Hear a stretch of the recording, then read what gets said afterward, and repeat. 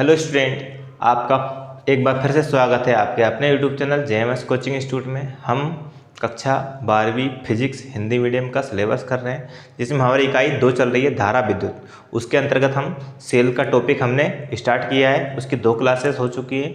आज की क्लास में हम पढ़ेंगे सेलों का श्रेणी क्रम संयोजन, कि कितने n सेलों को जोड़ने पर श्रेणी क्रम संयोजन क्या होता है, उसका व्यंजक क्या आएगा, प्लस जो आपका श्रेणी क्रम में कब लाभदायक होगा, श्रेणी क्रम संयोजन कब लाभदायक होगा, जब आंतरिक प्रतिरोध को बढ़ाएं कि बाहरी प्रतिरोध को बढ़ाएं। इस तरह से 2 क्वेश्चनों को हम इसी एक क्वेश्चन में हम सोल्व करेंगे। ठीक है, अगर वीडियो अच्छी लगे तो लाइक से सब्सक्राइब जरूर करें।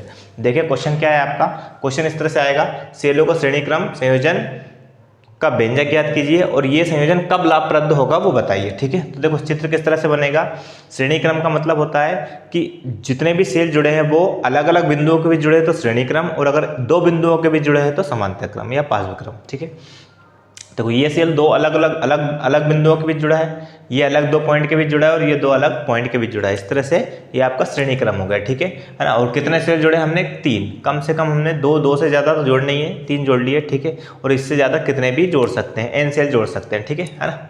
अब देखो हर एक सेल का विद्युत बल कितना माना हमने E, और सबका आंतरिक प्रतिरोध कितना माना R, और पूरे परिपथ का बाहरी प्रतिरोध कितना है कैपिटल R है, और बहने वाली धारा क्या है I है। ठीक है ना। तो अब देखते हैं, देखो वही हमने लिखा हुआ है कि माना n सेल, कितने सेल n सेल, n का मतलब n की वैल्यू 1 भी हो सकती, 1 तो नहीं हो सकती, 1 से ज़्यादा होगी, मतलब 2 हो सकती, 3 हो सकती, 4 5 6 7 15 20 50 100 कितने भी हो सकते हैं, मतलब n की वैल्यू कुछ भी हो सकती है, नंबर ऑफ सेल्स है। ठीक है ना।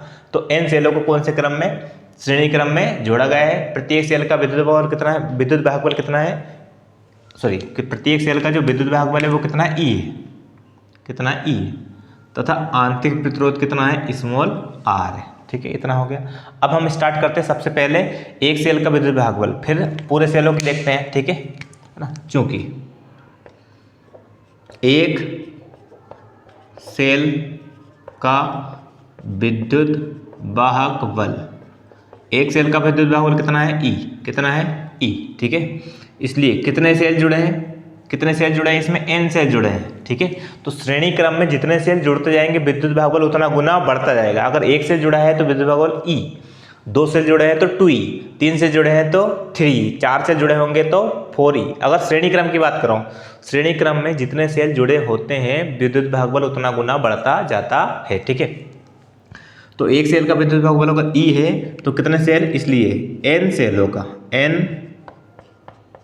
सेलों का विद्युत वाहक बल कितना हो जाएगा, जितने सेल जुड़े हैं उतना गुना।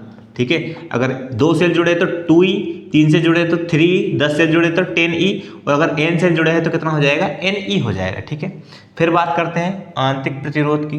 तो चूंकि एक सेल का आंतरिक प्रतिरोध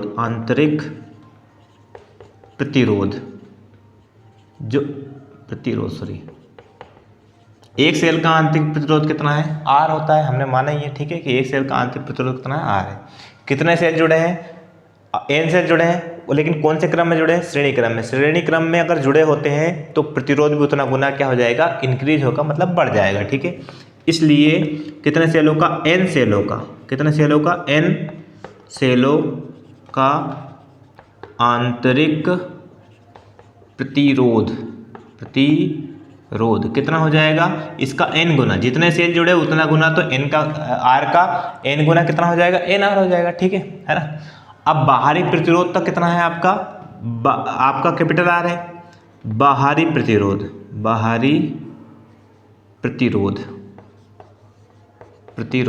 कितना है, कैपिटल R। अगर बाहरी प्रतिरोध कैपिटल R है तो पूरे परिपथ का कुल प्रतिरोध की बात करते हैं। किसकी बात कर रहे हैं, कुल प्रतिरोध कैसे निकालेंगे, जो बाहरी प्रतिरोध है और जो आंतरिक प्रतिरोध है। तो देखो बाहरी प्रतिरोध कितना है पूरे परिपथ का, कैपिटल R, और पूरे परिपथ का आंतरिक जो प्रतिरोध है वो कितना है, n × R, तो कितना हो जाएगा, R + nR। ये आपका हो गया बाहरी प्रतिरोध। अब देखो परिपथ में क्या प्रवाहित हो रही है, धारा प्रवाहित हो रही है, कौन सी धारा, I है ना। तो लिखेंगे यदि परिपथ में बहने वाली धारा, में बहने वाली धारा कितनी हो, आई हो तो, आई हो तो, ठीक है। एक फॉर्मूला होगा, है ना, क्या होता है,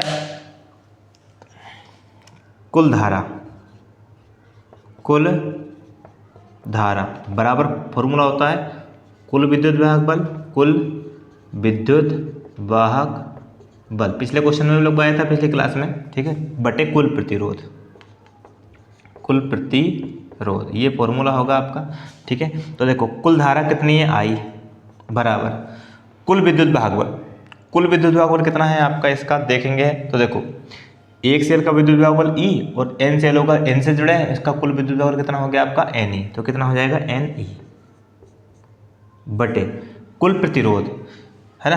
देखो एन सेलों का आंतरिक प्रतिरोध एन आर और बाहरी प्रतिरोध कैपिटल आर, तो कुल प्रतिरोध कितना हो गया, आर प्लस एन आर, ठीक है, आर प्लस एन आर हो गया, ठीक है।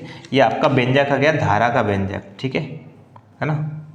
ये क्या हो गया, श्रेणी क्रम में अगर सेल जुड़े, एन से जुड़े हैं तो उनके लिए धारा का व्यंजक, विद्युत धारा का व्यंजक कितना होगा, इतना होगा, ठीक है। ये हो गया आपका, इसको समीकरण क्या बना लेते हैं, एक, है ना, क्योंकि हमें आगे बढ़ाना है। अब क्वेश्चन आपसे पूछा जाएगा कि ये जो संयोजन है, ये जो श्रेणी क्रम संयोजन है वो लाभप्रद कब होगा, मतलब कब इससे ज़्यादा हम धारा ले सकते हैं और कब इससे कम धारा ले सकते हैं, वो आपको बताना है, ठीक है, कि लाभप्रद कब होगा, जब ये वाला प्रतिरोध बढ़े या ये वाला बढ़े, ठीक है। दोनों कंडीशन में आपसे पूछेंगे तो हम बताते हैं अभी, ठीक है। आगे दो स्थितियाँ आएंगी, कौन कौन सी स्थिति आएंगी, स्थिति फर्स्ट या केस फर्स्ट भी लिख सकते हैं आप, स्थिति फर्स्ट, ठीक है। क्या, यदि, यह हम मान रहे हैं यदि आर, ठीक है, छोटा है किससे, कैपिटल आर से, मतलब जो स्मॉल आर मतलब आंतरिक प्रतिरोध बहुत छोटा है किससे, कैपिटल आर मतलब बाहरी प्रतिरोध से। ये आंतरिक प्रतिरोध है बहुत कम है किससे, बाहरी प्रतिरोध से, तब क्या हो जाएगा, किसको, जो छोटा होता है उसको नगण्य मानते हैं, ये मतलब छोटा मतलब इतना छोटा है कि ना के बराबर है, तब आर बराबर कितना होगा, शून्य, कितना होगा, स्मॉल आर बराबर, जो छोटा होता है वो शून्य हो जाएगा, ठीक है ना। तो समीकरण कौन से, समीकरण एक से, समीकरण एक में आर का मान शून्य रख दे, स्मॉल आर का, तो देखो समीकरण एक ये है ना, क्या है आपका, आई बराबर एन ई,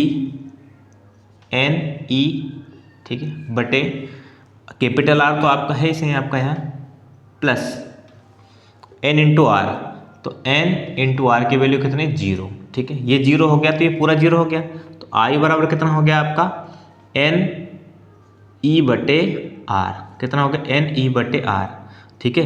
तो आई बराबर कितना हो गया, एन इंटू ई बटे आर, का मतलब क्या हो रहा है, ई बटे आर, देखो ई बटे आर मतलब विद्युत वाहक बल बटे प्रतिरोध, ई मतलब विद्युत वाहक बल और आर मतलब प्रतिरोध, और विद्युत वाहक बल बटे प्रतिरोध मतलब क्या होता है, बहने वाली धारा, है ना, ठीक है।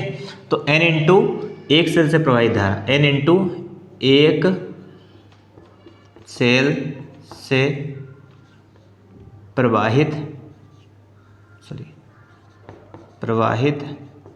धारा, ठीक है। बात समझ में आया कि क्या आ रहा है, देखो एन आ रहा है, एन तो आपका है इसे, ठीक है, इंटू ई बटे आर, विद्युत वाहक बल बटे प्रतिरोध बल मतलब क्या होता है आपका, धारा, ठीक है। तो एन इंटू एक सेल से प्रवाहित, ये इसका मतलब हो रहा है एक सेल से प्रवाहित धारा, ये आपकी धारा बन रही है, और कितने सेल है, एन सेल। इसका मतलब क्या है कि इसमें अगर एक सेल जुड़ा होगा तो कितनी धारा प्राप्त होगी, एक सेल के बराबर, 2 सेल जुड़ेंगे, एन का मान 2 होगा तो दुगुनी धारा प्राप्त होगी, 3 होगा तो 3 गुनी, 4 होगा तो 4 गुनी, मतलब जितने सेल जोड़ते जाएंगे उतनी धारा उतने गुना बढ़ती जाएगी, ठीक है, इसमें, है ना। कब, जब आंतरिक प्रतिरोध छोटा है बाहरी प्रतिरोध से, ठीक है। स्थिति सेकंड देखते हैं, है ना, आपको समझ में भी जाएगा कि लाभप्रद कब होगा। स्थिति सेकंड में क्या होगा, यदि, अब किसको छोटा कर दें, कैपिटल आर मतलब आंतरिक बड़ी बाहरी प्रतिरोध बहुत छोटा है, मतलब ये बहुत छोटा है किससे, इस आर से, ठीक है, आंतरिक प्रतिरोध से, तो कौन सा नगण्य हो जाएगा, तब आपका कैपिटल आर क्या हो जाएगा, शून्य हो जाएगा, ठीक है। तो वापस कौन सा समीकरण से लेंगे अपन, समीकरण एक से ही लेंगे, ये समीकरण एक है, इसमें आर का मान रख देंगे, तो समीकरण किससे, एक से। देखो आप यहाँ इस आर कैपिटल आर का मान 0 रखेंगे तो कितना हो जाएगा, I is equal to N E बटे 0 प्लस एन आर, ऐसा हो गया। आई बराबर ऊपर एन ई ही बचा और नीचे कितना बचा आपका एन आर बचा, क्योंकि ये तो जीरो है, एन से एन कैंसिल हो गया। ठीक है, तो कितना आ रहा है आपका, देखो आई बराबर हमारा आ रहा है ई बटे आर, कितना बच रहा है ई बटे आर। ठीक है, ई बटे आर, ई बटे आर का मतलब क्या हो रहा है, एक सेल से प्रवाहित धारा, क्योंकि विद्युत वाहक बटे प्रतिरोध मतलब क्या होता है धारा। तो हम लिख सकते हैं इसको, इस पूरे को क्या लिख सकते हैं, आई बराबर एक सेल से प्रवाहित धारा, है ना। अब देखो दोनों में अंतर क्या आ रहा है कि इसमें इनटू में एन आ रहा है, एन आ रहा है मतलब अगर एक सेल जोड़ा है तो धारा एक सेल से प्रवाहित धारा के बराबर धारा प्राप्त होगी, दो सेल जुड़े हैं तो दुगनी धारा, तीन सेल, एन का मान जितना गुना होगा जितना होगा उतनी धारा बढ़ती जाएगी। लेकिन यहाँ क्या ई बटे आर आ रहा है, यहाँ एन नहीं आ रहा है, एन नहीं आ रहा है मतलब इसका मतलब है इसमें अगर बाहरी प्रतिरोध छोटा हो जाए, बाहरी प्रतिरोध छोटा हो जाए किससे, आंतरिक प्रतिरोध से, तो कितने भी सेल जोड़ दें, चाहे हम इनफाइनाइट सेल जोड़ दें, तब भी हमें पूरे परिपथ से कितनी धारा प्राप्त होगी, जो एक सेल में जो धारा प्रवाहित हो रही है उतनी धारा हमें पूरे परिपथ से प्राप्त होगी, उससे ज़्यादा धारा प्राप्त नहीं होगी। और इसमें क्या होगा, जितनी धारा बढ़ाते जाए, जितने सेल बढ़ाते जाएंगे धारा उतनी गुना बढ़ती जाएगी। तो कौन सा लाभप्रद है आपको खुद समझ में आ रहा है कि जब आंतरिक प्रतिरोध किससे, बाहरी प्रतिरोध से छोटा होगा तो परिपथ क्या होगा, लाभप्रद होगा। ठीक है, तो हम ये लिख सकते हैं कि अतः सेलों का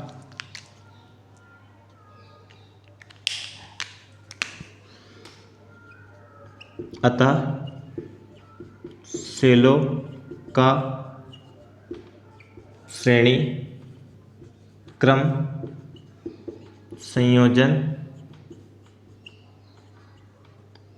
तब लाभप्रद होगा जब, कौन सा, देखो कौन सी कंडीशन में, ये वाली मतलब ये। ठीक है, जब स्मॉल आर छोटा हो छोटा हो छोटा हो किससे, कैपिटल आर से, है ना।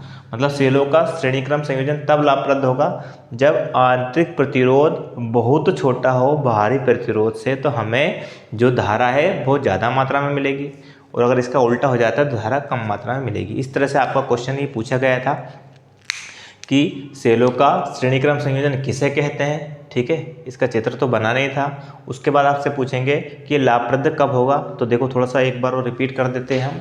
ठीक है, क्लियर है, हाँ, है ना। देखें किस तरह से, सबसे पहले हमने चित्र बनाया, सेलों को कौन से क्रम में जोड़ दिया, श्रेणी क्रम में जोड़ दिया। ये आंतरिक प्रतिरोध हो गया, विद्युत भागबल हो गया, बहने वाली धारा हो गई, ये आपका बाहरी प्रतिरोध हो गया, इनके सिरों का विभवांतर कितना हो गया, वी हो गया। ठीक है ना। एन सेलों को कौन से क्रम में जोड़ा गया, श्रेणी क्रम में जोड़ा गया। प्रत्येक सेल का विद्युत भागबल कितना ई है और आंतरिक प्रतिरोध कितना है, आर है। अब एक सेल का विद्युत भागबल कितना ई है, तो जितने सेल जुड़े उतना गुना श्रेणी क्रम में प्रतिरोध उतना गुना विद्युत भागबल उतना गुना बढ़ता जाएगा। ठीक है, तो एन ई। फिर एक सेल का विद्युत आंतरिक प्रतिरोध कितना है आपका, स्मॉल आर, तो जितने सेल होंगे उतना प्रतिरोध क्या होगा, बढ़ता जाएगा, मतलब एन आर हो गया। बाहरी प्रतिरोध क्या है, कैपिटल आर, तो कुल प्रतिरोध कितना हो गया आपका, इन दोनों को जोड़ दिया। ठीक है, अब बहने वाली धारा क्या है, आई है, तो कुल प्रतिरोध बराबर क्या, कुल धारा बराबर क्या फॉर्मूला होता है, विद्युत भागबल कुल विद्युत भागबल बटा कुल प्रतिरोध। विद्युत भागबल कुल कितना है ये, और कुल प्रतिरोध कितना है ये, दोनों को प्लस कर दिया, बटे में लिख दिया। अब ये तो आपका धारा का व्यंजक आ गया, है ना। अब स्थिति, दो स्थितियां हैं, जब स्मॉल आर छोटा होगा कैपिटल आर से, मतलब आंतरिक प्रतिरोध छोटा होगा बाहरी प्रतिरोध से, तो इसको नगण्य मानेंगे, तो यहाँ इस आर की जगह पे शून्य रख देंगे, तो ये पूरा जीरो हो गया। ठीक है, तो बचा क्या आपका एन ई बटे आर। ठीक है, इतना बचा, है ना, इस तरह से। तो यहाँ एन तो आपका बाहर है से, इंटू ई बटे आर मतलब एक सेल से प्रवाहित धारा। ठीक है, फिर दूसरी स्थिति में इसको छोटा रखा इससे, तो ये शून्य हो गया, ये शून्य हो गया। ठीक है, तो ये देखो यहाँ आर का मान शून्य हो गया, तो ये एन से एन कैंसिल, ई बटे आर मतलब एक सेल से प्रवाहित धारा। तो इसमें आपको जितने सेल जोड़ेंगे उतने गुना धारा बढ़ती जाएगी, और इसमें धारा एक सेल के बराबर ही प्राप्त होगी चाहे कितने सेल जोड़ दें। तो लाभप्रद कब होगा आपका, इस कंडीशन में। ठीक है, इस तरह से हमने आज श्रेणीक्रम संयोजन किया है। अगर आपका सपोर्ट बना रहा है तो आगे क्लासेस चलती रहेगी, है ना। ठीक।